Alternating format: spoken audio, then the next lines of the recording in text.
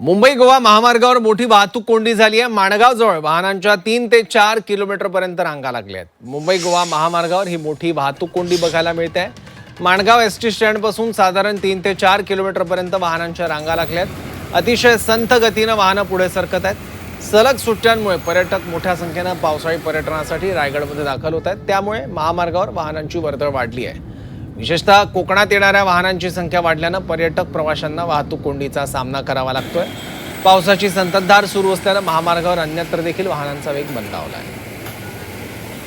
आणखी माहिती घेऊयात, आपले प्रतिनिधी प्रफुल्ल पवार आपल्या सोबत आहेत। प्रफुल्ल, वाहतूक पूर्वपदावर येण्यासाठी आणखी किती वेळ लागेल? नाही, हे निश्चितपणे सांगता येत नाही, कारण माणगावचा बायपासचं काम रखडल्यामुळे माणगाव बाजारपेठेत मोठ्या प्रमाणात वाहतूक कोंडी होते। जशी मुंबई गोवा महामार्गावरून वाहतूक येत असते तशीच पुण्यावरून तामिणी घाटातून सुद्धा वाहतूक आता सुरू झालेली आहे आणि ती दोन्ही वाहतूक ज्या आहेत त्या माणगाव एसटी स्टँड जवळ मिळतात आणि त्यामुळे मोठ्या प्रमाणात वाहतूक कोंडी झालेली आहे। खास करून मुंबई गोवा महामार्गावरती ही वाहतूक जी आहे ते आता वाहनांची रांग जी आहे ती खरवली फाट्यापर्यंत साधारण 4 किलोमीटर पर्यंत पोहोचलेली आहे। खरं तर यंदाच्या पावसाळ्यात फारसा वाहतूक कोंडीचा सामना करावा लागला नव्हता, पण मात्र यावेळेला मात्र वाहतूक कोंडीचा सामना मोठ्या प्रमाणात यावेळेला करावा लागतोय। कारण सलग सुट्ट्या आल्यामुळे पर्यटक मोठ्या संख्येने आता वर्षा पर्यटनासाठी कोकणात निघालेले आहेत।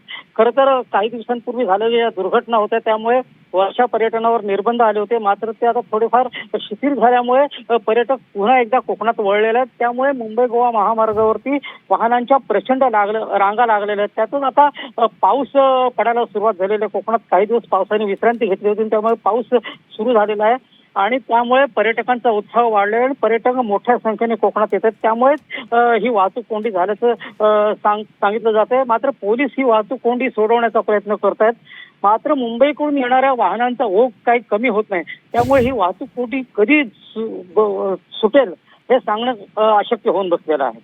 ठीक आहे प्रफुल्ल, धन्यवाद या माहितीसाठी।